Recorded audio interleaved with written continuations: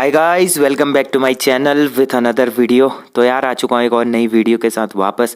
देखिए इस वाली वीडियो में हम लोग स्टार्ट कर रहे हैं आज से उत्तराखंड हिस्ट्री की जो सीरीज़ है उसको कंटिन्यू करने वाले हैं। स्टार्टिंग से हम लोग पढ़ेंगे डिटेल में कुनिंद राजवंश से लेकर उत्तराखंड जब बना, हमारे राज्य की स्थापना हुई 2000 ईस्वी तक का हम लोग कंप्लीट उसको पढ़ेंगे। ठीक है, जितना भी हमारा हिस्ट्री के अंतर्गत आता है, प्राचीन उत्तराखंड में प्राचीन हो गया, मध्यकालीन और जो भी चीज़ें हैं वो सारी चीज़ें हम लोग यहाँ पर देखेंगे। इसके बाद हम लोग जैसे ही हमारा हिस्ट्री कंप्लीट होगा उसके बाद हम डीपली क्लासेस ज्योग्राफी की भी स्टार्ट करेंगे। ठीक है, साथ में हमारा इंडियन जीके जीएस भी चल रहा है, वो भी आप लोग जाकर जरूर देखना। तो आज हमारा जो पहला टॉपिक है वो है कुनिंद राजवंश। ठीक है, उत्तराखंड में जो सर्वप्रथम आते हैं वो आते हैं कुनिंद राजवंश। अब देखिए कुनिंद राजवंश की बात करें तो उत्तराखंड पर शासन करने वाली इनको प्रथम राजनीतिक शक्ति माना जाता है। ठीक है, अब मैं बेसिक इसीलिए करा रहा हूं ताकि आप लोगों को डिटेल में सारी चीज़ें पता चले।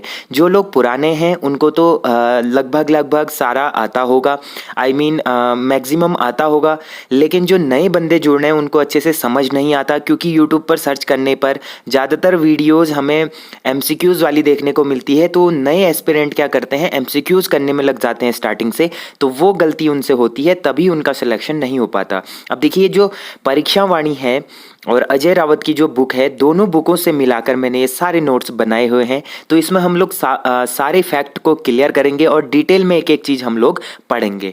तो हम लोग बात कर रहे थे कुनिंद राजवंश की। तो देखिए कुनिंद राजवंश को प्रथम राजनीतिक शक्ति माना जाता है उत्तराखंड पर शासन करने वाला।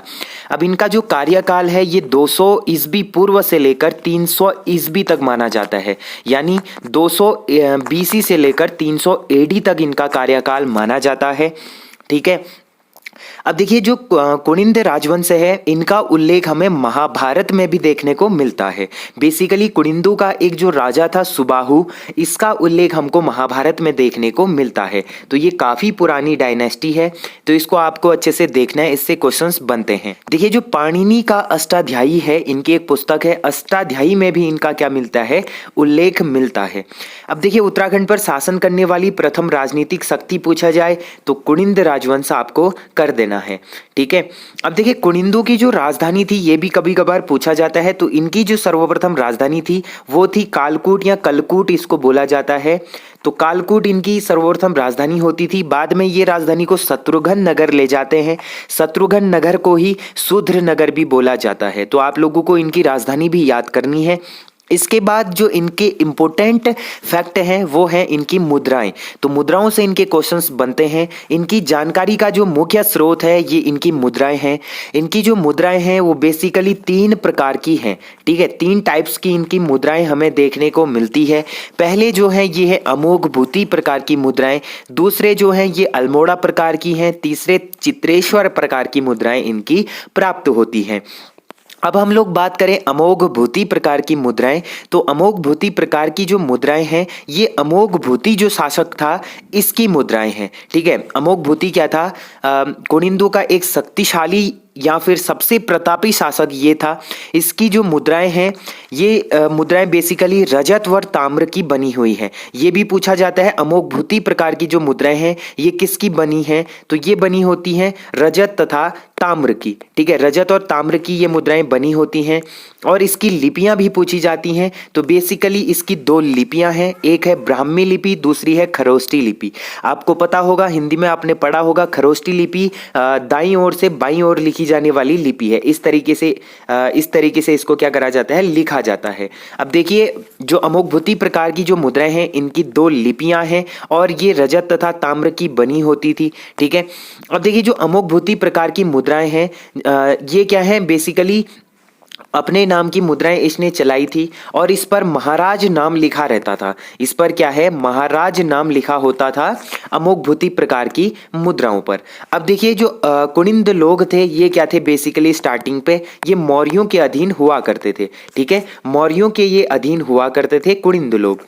अब हम बात करेंगे दूसरे प्रकार की मुद्रा की। तो दूसरे प्रकार की जो मुद्रा है ये है अल्मोड़ा प्रकार की मुद्राएं। ठीक है, अल्मोड़ा प्रकार की मुद्राएं भी ताम्र की बनी होती थी। पहले वाले जो है ये अमुक प्रकार की हैं, ये रजत तथा ताम्र दोनों की बनी होती थी। लेकिन अल्मोड़ा प्रकार की मुद्राएं हमें बेसिकली ताम्र की मुद्राएं देखने को मिलती हैं। इसकी जो लिपियां हैं इसमें एक लिपि देखने को मिलती है जो है ब्राह्मी लिपि। पहले वाले में हमको खरोष्टी लिपि भी देखने को मिली थी। अब देखिए अल्मोड़ा प्रकार की जो मुद्राएं हैं इनमें काफी सारे शासकों का नाम क्या है उल्लेखित है। अब इनमें से जो बेसिक जो शासक हैं मुख्य रूप से वो है शिवदत्त, हरिदत्त, हरिपालित और मगभट्ट। ठीक है, इन 4 शासकों का नाम क्या है अल्मोड़ा प्रकार की मुद्राओं पर उल्लेखित है। इसके बाद हम लोग देखेंगे चित्रेश्वर प्रकार की जो मुद्राएं हैं। जो चित्रेश्वर प्रकार की मुद्राएं हैं इसमें जो उस टाइम पे जो लोग थे वो क्या होते थे, शिव के आराध्य होते थे। ठीक है, जिनकी चित्रेश्वर प्रकार की जो मुद्राएं हैं ये लोग क्या होते थे, शिव के आराध्य होते थे। और जो ये मुद्राएं हैं चित्रेश्वर प्रकार की मुद्राएं, इनको बेसिकली स्थानिक प्रकार यानी स्थानिक शिव प्रकार की मुद्राएं भी बोला जाता है। क्या बोला जाता है, स्थानिक शिव प्रकार की मुद्राएं भी इनको बोला जाता है। अब इसके बाद हम लोग बात करेंगे कुनिंदू की। तो कुनिंदू के बेसिकली हमको 5 अभिलेख प्राप्त होते हैं। कितने अभिलेख प्राप्त होते हैं, 5 अभिलेख इनके प्राप्त होते हैं। और इनके जो सिक्के हुआ करते थे कुनिंदू के सिक्के, उन पर एक वर्ड लिखा होता था, एक शब्द लिखा होता था जो लिखा होता था कादश्य। ठीक है, कादश्य लिखा होता था। बेसिकली ये कादश्य जो वर्ड था ये कुनिंद शासक या फिर जन समूह हुआ करता था इनका। ठीक है, अब देखिए जो कुनिंद मुद्राएं हैं ये उत्तरकाशी के देवढुंगा तथा टिहरी के अठूड़ से मिली हैं। कहाँ कहाँ से मिली हैं, उत्तरकाशी के देवढुंगा से तथा टिहरी के अठूड़ नामक स्थान से इनकी मुद्राएं प्राप्त हुई हैं। अब देखिए जो कुनिंदों के बारे में जो 5 अभिलेख हैं इनमें से 4 अभिलेख हमको भरहुत तथा 1 अभिलेख हमको मथुरा से प्राप्त होता है। इसके बाद देखिए अमोघ भूति के बाद जो मैदानी क्षेत्र थे यहाँ पर क्या हो जाता है, शकों का अधिकार हो जाता है। ठीक है, कुनिंदों के बाद जो मैदानी क्षेत्र थे यहाँ पर शकों का अधिकार हो जाता है और यहाँ पर शक वंश चलता है। अब देखिए शकों के बाद बेसिकली यहाँ पर कुनिंदू के बाद कुषाण वंश, यौदेव वंश, युगसैल वंश, कुलूत वंश, इस तरीके से काफी सारे वंश आते हैं। इनसे एग्जाम में उतने क्वेश्चंस पूछे नहीं जाते तो ये इतना इंपॉर्टेंट नहीं होगा। तो इसके बाद हम लोग सीधे किरात जाति के बारे में हम लोग बात करेंगे। तो किरात जाति से भी एग्जाम में क्वेश्चंस बनते हैं, ये भी काफी इंपॉर्टेंट टॉपिक है। तो देखिए जो किरात जाति है इसको उत्तराखंड की सबसे प्राचीन आदिम जाति माना जाता है। आदिम जाति, ठीक है, प्राचीन जाति नहीं, सिर्फ आदिम जाति। तो आपको याद करना है उत्तराखंड की सबसे प्राचीन आदिम जाति कौन सी है, तो ये हो जाएगी किरात जाति। अब देखिए किरात जाति का स्रोत जो हमें पता चलता है ये कहाँ से पता चलता है, विदेशी यात्रियों से हमको पता चलता है जो बेसिकली मेगास्थनीज हैं। और इनके स्रोत का पता चलता है रामायण से पता चलता है, महाभारत से इसका पता चलता है। अब देखिए जो किरात जाति के लोग होते थे ये बेसिकली उत्तराखंड के पहाड़ी इलाकों में रहते थे। उत्तराखंड के जितने भी पहाड़ी इलाके हैं, जैसे बोला जाए तो उत्तरकाशी है, चमोली है, पिथौरागढ़ है, रुद्रप्रयाग, तो ये जितने भी पहाड़ी इलाके हैं यहाँ पर क्या करते थे, ये लोग निवास करते थे। ठीक है, अब देखिए महाभारत और रामायण से भी इनके स्रोत का पता चला है। तो एक प्रकार की क्या होती थी, आदिम जाति होती थी। ठीक है, जो गंगा के मैदानी क्षेत्र तथा हिमालय के पर्वतीय क्षेत्रों में मिलती थी, जिसे आजकल कुमाऊं और गढ़वाल कह सकते हैं। ठीक है, कुमाऊं और गढ़वाल वाले क्षेत्रों पर क्या रहती थी, ये किरात जाति निवास करती थी। और इनके जो लीडर हुआ करते थे, इनके जो संरक्षक या फिर नेता हुआ करते थे वो भगवान शिव होते थे। ठीक है, भगवान शिव को ये लोग अपना संरक्षक या फिर नेता मानते थे। अब एक बार की स्टोरी है, एक बार क्या होता है, शिव के मतलब संरक्षण में, शिव के लीडरशिप में किरातों ने क्या करा था, अर्जुन के साथ युद्ध किया था। क्या किया था, अर्जुन के साथ इन्होंने युद्ध किया था, जिसको तुमुल संग्राम कहते हैं। क्या कहते हैं, तुमुल संग्राम कहते हैं। अब जो ये तुमुल संग्राम हुआ था तुमुल नामक जगह पर, ये अभी के टाइम पर बिल्लव केदार के नाम से जाना जाता है, जो श्रीनगर में स्थित है, अलकनंदा के तट पर।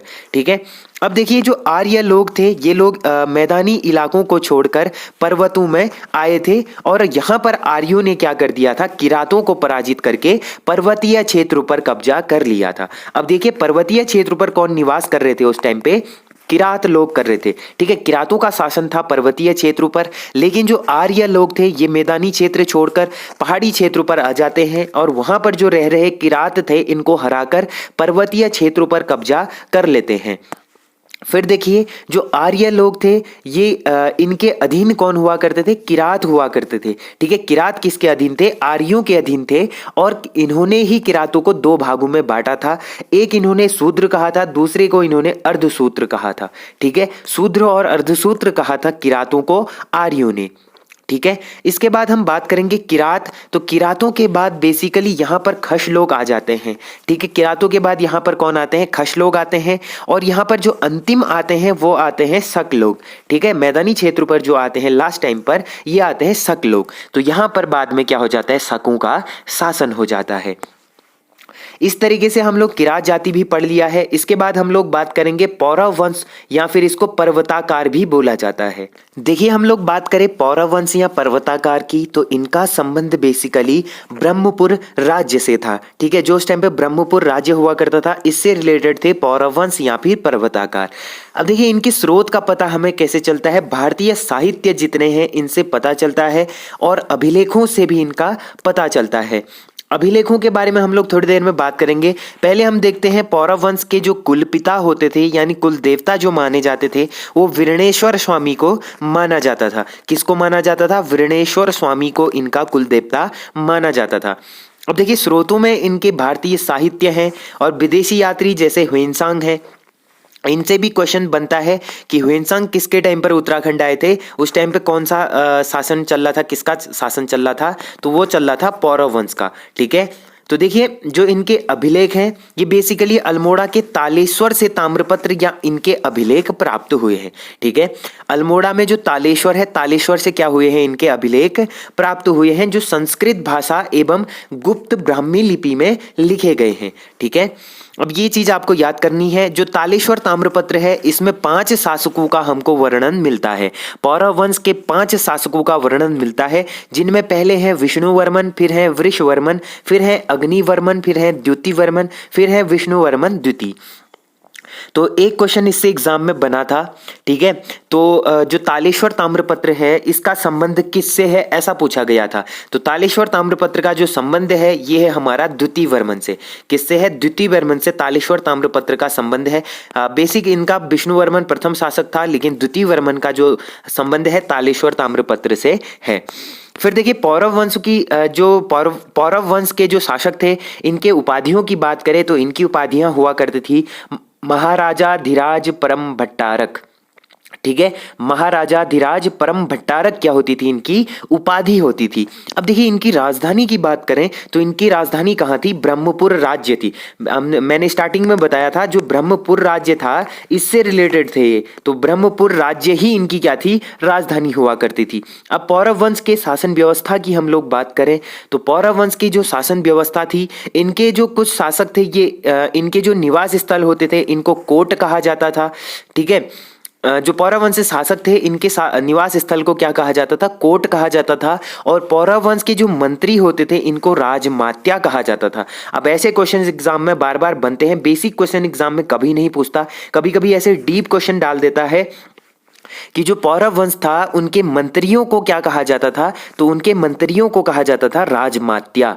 ठीक है, पौरव वंश के शासन व्यवस्था में बात करें तो राजकुमार जो होते थे उनके राजकुमारों को राजपुत्र नाम से जाना जाता था। ठीक है, क्या जाना जाता था? राजपुत्र नाम से इनको जाना जाता था। अब देखिए इसके बाद हम बात करेंगे कुछ और पदों की, जैसे संधि विग्रही होता था। अब देखिए संधि विग्रही क्या होता था? विदेश मंत्री को कहते थे। ठीक है, संधि विग्रही किसको बोलते थे? जो विदेश मंत्री होता था उसको बोलते थे। द्विवीरपति किसको बोला जाता था? जो लेखक वर्ग होता था, मतलब जो लेखक वर्ग मतलब लेखकों का जो समूह होता था उसका जो हेड होता था, प्रधान होता था, उसको द्विवीरपति कहा जाता था। फिर होता था जमनपति। ठीक है, एक होता था जमनपति जो ये पदातिक सेना होती थी इसका मुख्य जो होता था, मेन होता था, इसको बोला जाता था जमनपति। तो इस तरीके से हमने पौरव वंश पढ़ लिया। इससे यही पूछा जाता है कि जो इनके शासक थे 5 शासक, इनका संबंध तालेश्वर ताम्रपत्र से है। तो तालेश्वर ताम्रपत्र से किस शासक का संबंध पूछा जाता है? और पौरव वंश के टाइम पर ह्वेनसांग आया था, ये क्वेश्चन भी बनता है। पौरवों की उपाधि थी महाराजाधिराज परम भट्टारक, ये भी पूछा जाता है।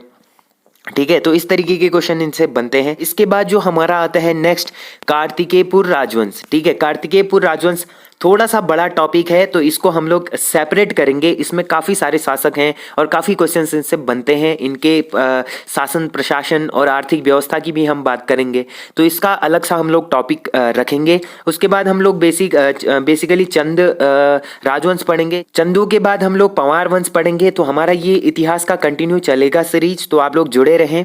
तो आज के लिए इतना ही रखते हैं। होप करता हूँ आप लोगों को समझ में आया होगा और काफ़ी नया कुछ सीखने को मिला होगा। अगर आप लोगों को ये वीडियो पसंद आई तो वीडियो को मेक श्योर लाइक जरूर करना। जो लोग चैनल पर नए हैं चैनल को सब्सक्राइब जरूर कर देना। तो मिलते हैं यार ऐसे इंटरेस्टिंग वीडियो के साथ। तब तक के लिए अपना ध्यान रखिए, पढ़ाई करते रहिए। Take care and bye bye.